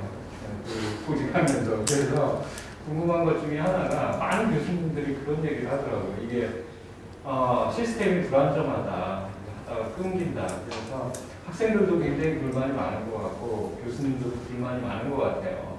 그 부분에서. 그래서 그 부분이 어느 정도로 심각한지 좀 듣고 싶고, 두 번째는 이제 교수님들이 많이 요청을 하시는 부분이 그냥 이게 교수님 그 연구실에서 하기보다는 전용 강의실에서 하면 좋겠다, 이렇게 많이 말씀을 하세요. 아까 정주영 교수님도 그런 스마트 그 강의실을 말씀을 하셨는데, 그게 어떤 식으로 이제 갖춰주면 조금 더 효과적인 그 온라인 교육이 될 수 있는지, 그 부분에 대해서 좀 말씀을 해주시면, 제가 뭐 이제 떠났지만 간접적으로라도 제가 함께 얘기를 해보겠습니다. 제가 나중에 답변은 뭐 간략하게 하시기로 하고요. 우리 또 ADB 오셨는데 우리 지금 뭐 또 이거 녹화를 하고 있으니까 명렬 교수님이 그에 관해서 혹시 이제 또 국제기구에서 하고 있는 거에 코멘트 하실 일이 있으시면 간략하게 해주시면 네. 그다음 나중에 또 끝나고 이제 또 얘기해. 사실은 ADB에서 요새 그런 데 관심을 좀 가지고 프로젝트를 하고 있는데요. 뭐 아까 말씀하신 AC처럼 아프리카처럼 이제 뭐 좀 차관 돈을 수혜국 중심으로 제공해 주는 것도 있고, 그다음에 유럽에서 오랫동안 해왔던 캠퍼스처럼 EU 이제 펀딩 주관으로, 그러니까 기술을 지원하는 대학에 이제 돈을 줘서 수혜국을 찾아서 이렇게 지원하는 게 있고, 유니트윈처럼 돈은 안 주고 레크레이션만 주고 뭐 유니트윈 체어나 네트워크를 만들어서 그렇게 이 거점 지역의 그런 그 학문 분야별로 이런 협력을 하도록 만드는 게 있고, 우리나라 국제협력선도대학처럼 어떤 대학을 선정해서 파트너를 찾아가지고 정부가 돈을 줘서 이렇게 하는 것들이 있는데, 제가 좀 하는 것들이 두 가지만 말씀드릴게요. 여러 가지 시간이 없는 것 같으니까. ADB에서는 이런 것과 관련해서 어떤 역할을 하실 수 있는지, 그 다음에 이제 특히 이제 뭐 도너 간출이라고 할까요? 아니면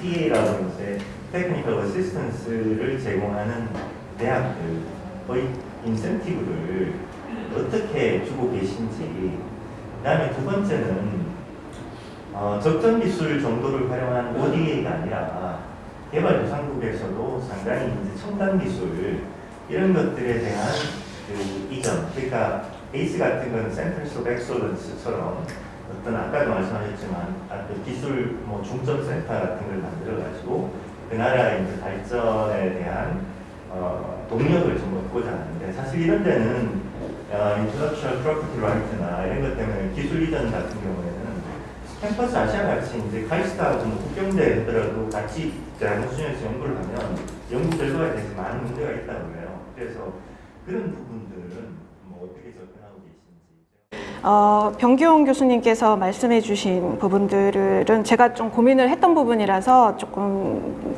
다 같이 논의한다는 차원에서 말씀을 드려보면, 일단 재정적 인센티브는 이스쿨 프로그램 자체는 갖고 있지는 않았어요. 왜냐하면 KF의 스폰서십이 있기 때문에 강의하시는 교수님들한테 충분한 재정적 인센티브를 드릴 수 있었죠. 근데 그 재정적 인센티브를 만일 고대에서 주기는 힘들 거예요. 그러면은 그 인센티브를 받지 못하는 교수님들의 불만도 엄청나게 클 것이고 현실적으로 어려운데, 저는 그렇다면 물질적이 아닌 비물질적인 인센티브를 고민을 해야 된다라는 생각이 들거든요. 그런 의미에서 아까 얘기한 코티칭 같은 거를 얘기를 한 것이고, 학과에서 여러 가지 이밸류에이션을 하거나 이런 과정에서 조금 융통성을 주게 되면 적어도 한 학과에 한 과목 정도는 열릴 수 있을 가능성이 좀 충분히 있다고 봐요. 그런 거에 야심이 있는 선생님들이. 그리고 자기의 부담이 늘어나지 않는다면 와이나 하실 수 있는 거죠. 그래서 그거를 좀 고민하면 해결이 가능한 문제라고 저는 생각을 하고요. 두 번째, 큰 엄브렐라에 들어가는 거. 저는 사실 이건 완전히 개인적인데 그거에 대해서는 좀 회의적이에요. 왜냐하면 우리가 오픈 프로그램들, 오픈 수업들 상당히 꽤 있지만 그거에 참여하려는, 적극적으로 참여하는 교수님들 거의 없어요. 왜냐하면 내가 얻을 게 뭐야? 그게 뭐 엄청난 돈을 주는 것도 아니고, 내 콘텐츠가 모두에게 개방되는 거 굉장히 불편하고, 여러 가지로 자율성도 침해되고, 내가 그걸 할 이유가 없는 거죠. 그런다고 뭐 내가 들어오는 학생들이 많아지는 것도 아니고. 그래서 저는 그러면 뭐 학생들은 뭐 딱히 얻는 게 뭐냐? 물론 듣고 싶은 수업이 있는데 고대에서 못 들으니까 그 수업을 듣는다면 나쁘지 않죠. 그 정도. 그럼 고대가 갖고 가는 건 또 뭐냐? 고대가 갖고 올 수 있는 텐저블한 이익이 뭐냐? 저는 뭐 딱히 모르겠어요. 그러니까 그런 의미에서 저는 오히려 그걸 하지 말자는 게 아니라 그런 큰 엄브렐라에서 뭔가 여러 대학들이 세계에서 모여가지고 코र्스를 리스트업을 해서 오픈해서 들을 수 있게 뭐 돈을 받던 안 받던 그거는 그대로 가는 거고, 저는 그거랑은 별개로 고대가 학생들의 교육 수준을 높이기 위해서 추진할 수 있는 프로그램이 따로 있다고 생각을 하거든요. 그래서 우리 고대 학생들의 교육의 질을 획기적으로 높여줄 수 있고, 이 수업을 듣는 학생들한테 야, 이건 내가 정말 안 해본 거다, 이거 정말 멋지다 이런 생각을 할 수 있고, 교수님들은 그런 의미에서도 추가적인 보람을 느낄 수가 있고 약간의 뭐 다른 인센티브가 들어갈 수도 있고요. 그래서 고대가 갖고 갈 수 있는 텐저블한 이익이 있어야 이게 유지가 되지, 뭐 그냥 퍼블릭 굿으로 이것을 제공한다, 저는 딱히 뭐 긍정적이진 않아요. 그리고 또한 이런 문제를 KF에서 논의를 한 적이 있는데, 엄청난 엄브렐라는 아니지만 KF에서 10개 대학 정도가 어차피 참여하고 있으니까 이거를 풀링을 해가지고 하면 겹치는 과목들도 좀 줄이고 훨씬 더 코오디네이션이 잘할 수 있지 않겠냐. 근데 저는 되게 반대했어요. 그 얘기할 때. 싫다. 왜냐하면 제가 교수로서 저한테 되게 중요한 건 자율성이에요. 제 수업을 제가 디자인하고 제가 가르치고 싶은 대로 가르치고, 내가 뭔가 비판하고 싶은 게 있으면 자율적으로 비판하고, 이게 너무너무 중요한데, 내가 교수라는 직업을 하는 사람 입장에서 그거를 KF에서 뭐 이래라 저래라, 나는 싫다, 나는 안 한다, 그런 거 하면 저는 저는 좀 그런 생각이 있기 때문에, 뭔가 이게 너무 지나치게, 그러니까 교수의 자율성을 침해하는 게 개개의 어떤 프레퍼런스의 문제도 있지만 사실 인센티브하고 밀접하게 연결이 되거든요. KF가 뭐예요? 코리아 파운데이션 국제교류재단, 이거 이제 저 글로벌 스쿨 프로그램에 스판서를 하고 있는 거기입니다. 그래서 거기서 뭔가 약간의 엄브렐라를 이제 만들어면 어떨까라는 얘기를 했었는데, 저는 그게 교수님들한테 되게 큰 인센티브라고 생각해요. 왜냐하면 교수들이, 적어도 제가 이거 프로그램 하면서 항상 느낀 거는 저희는 터치 안 하거든요. 그러니까 그냥 돈 드리고 하고 싶은 대로 가르치시라, 다만 조심해 주시라, 민감한 얘기 하시지 말고. 근데 뭐 그런 오픈 리소스 프로그램 뭐 많잖아요. 그거 고대에서 항상 하라고 교수학습 개발해서 와도 제가 알기로 하시는 교수님 거의 없어요. 왜냐하면 귀찮거든요. 귀찮고, 내가 하는 얘기 남들이 오픈되는 것도 싫고, 내가 이런 얘기를 했네 저런 얘기를 했네, 요즘 같은 시대에 더욱더 뭐 올라가서 기록에 남는 것도 싫고, 뭐 기타 등등 그 자율성이 침해된다는 거는 저 같으면 안 할 것 같아요. 그리고 마지막으로 아까 말씀하신 취약대학의 기초교양 과목 제공하는 거, 저 그거 되게 고민했었거든요. 하면 되게 좋겠다는 생각 항상 갖고 있었고, 그럼에도 불구하고 마찬가지로 개별적으로 운영돼야 되는 거다, 이거는. 완전히 다른 형태로. 왜냐하면 제가 갖고 있는 어떤 생각은, 고대와 학생, 교수에게 확실한 텐저블한 인센티브를 주려면 이건 약간 엘리트 프로그램으로 진행하는 수밖에 없다는 생각을 갖고 있어요. 그래야 어필이 되고, 그래야 고대가 홍보할 수 있는 머티리얼도 되고, 그 다음에 평가에서 포인트를 받을 수 있는 포인트가 된다고 생각을 하거든요. 그래야 학생들도 혹하고, 뭔가 이게 어트랙티브 해야 수업을 들을 거 아니에요. 선생님들도 하시고. 그런 의미에서 취약대학의 기초교양 과목을 제공하는 형태의 이런 형태의 공유 과목은 저는 있어야 된다고 생각하는데, 완전히 다른 오리엔테이션을 갖고 운영돼야 된다고 생각하고, 사실 민감하다는 생각이 드니까 강사분들의 자리를 저희가 뺏게 되거든요. 그래서 그런 의미에서 조심스럽게, 그건 또 다른 거에 센시티브하게 사회적인 고려를 하면서 따로 운영돼야 되지 않나, 그런 생각을 좀 갖고 있습니다. 역시 경작가 교수님보다 정철 교수님은 생각하시는 게 그러니까 이만 생각하시는 교육학자나 이제 세세가 고대와 교수, 개별 교수의 자율 이런 거와, 그다음에 이제 사회적인 편의, 사회적인 교육 시스템의 이 구성, 뭐 이런 것들 사이의 이 차이인 것 같습니다. 많은 뭐 좋은 말씀 감사합니다. 우리 말씀은 박사님. 실은 뭐 질문을 통해서 실은 많이 배웠습니다. 특히 또 같이 오늘 발제를 해주신 정 교수님한테도 많이 배웠고, 또 좋은 질문들 굉장히 인사이트풀해가지고 많이 배웠는데, 들으면서 실은 답변을 직접 드리기 전에 생각을 해봤는데, 오늘 질문 듣고 여기 앉아서 생각을 해봤는데, 저는 학교 교육이 리디파인 돼야 된다고, 다시 정의를 내려야 된다고 생각을 많이 하는 사람이거든요. 근데 지금 현재 우리 학교 교육의 패러다임하고 가는 방향 하는 것들이 제 생각에는 이미 기존에 있는 틀에 막혀 있는 그런 패러다임에서 대화가 이루어지고 있다라는 생각이 많이 들었습니다. 근데 이게 어느 정도 갈 것인가? 저는 많이 남지 않았다고 생각해요. 이 교육을 보면 교육의 변화는 교육 안에서 이루어진 적이 없어요. 다 외부에서 이루어졌어요. 왜냐하면 이게 굉장히 스테이크홀더들이 많고 그래가지고 소크라테스 다음에 우리가 산업혁명 식의 그 매스 에듀케이션이 되면서 대량 교육이 이것도 산업혁명 때문에 생긴 거고 지금은 이제 하나의 제기가 됐는데 이게 이제 온라인인데 아까 이제 강문석 교수님이 대답한 것 중에 하나가 제 생각에는 우리 방향은 하이브리드 쪽으로 갈 거다라는 생각을 해요. 제가 며칠 전에 이런 회의를 했는데 사람들이 그런 생각, 하이브리드 쪽으로 갈 것이다. 근데 오늘 그 디스커션에서 하이브리드 얘기가 별로 안 났다는 게 좀 온라인만 얘기하고 하이브리드 얘기는 별로 안 했거든요. 근데 하이브리드가 되면은 러닝 익스피리언스가 틀려지거든요. 학생들이. 그리고 중요한 게 솔루션 오리엔티드, 솔루션을 만드는 거. 이게 굉장히 중요하다. 우리 직업 창출할 때 보면 솔루션을 만들 수 있는 애와 없는 애는 엄청난 차이가 있거든요. 그러니까 하이브리드로 갈 때 솔루션 쪽을 강조할 수 있거든요. 로컬 커뮤니티 일하고 솔루션 찾아내고. 그리고 그 해외하고 그 협력하는 것도 바로 그런 차원에서 중요한 거예요. 왜냐하면 한국에는 이미 솔루션이 많아요. 없는 것도 많죠. 근데 해외에 나가면 솔루션을 찾아낼 수 있는 게 많거든요. 그렇기 때문에 해외를 나가야 된다, 애들이.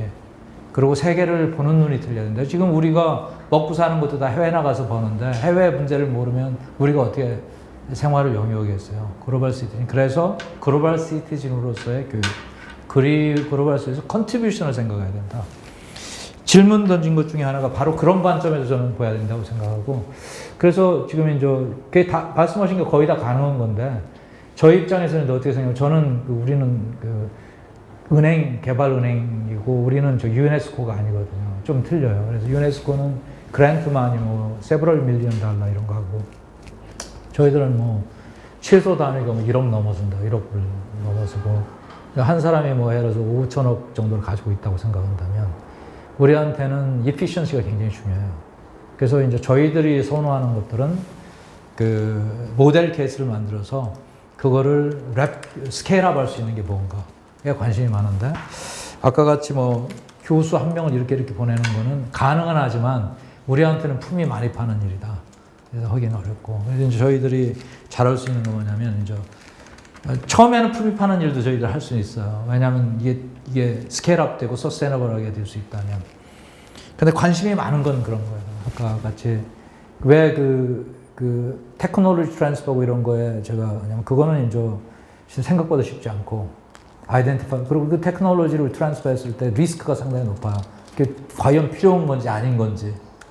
근데 생각해 보니까 그 사람을 키우면 그 사람이 그걸 결정하면 되잖아요. 무슨 교육이 필요한지. 그게 더 낫겠더라고요. 그래서 아까 이제 학생들을 키우는 쪽으로 가려고 하는 게 아까 그 에이스 모델이 제가 좋다고 생각한 게 에이스 모델이 적정 기술을 하는 거예요. 다른 쪽에서 가져가지고 학생들이 적정 기술을 하면서 그 나라에 그 휴먼 파워가 생기는 거죠.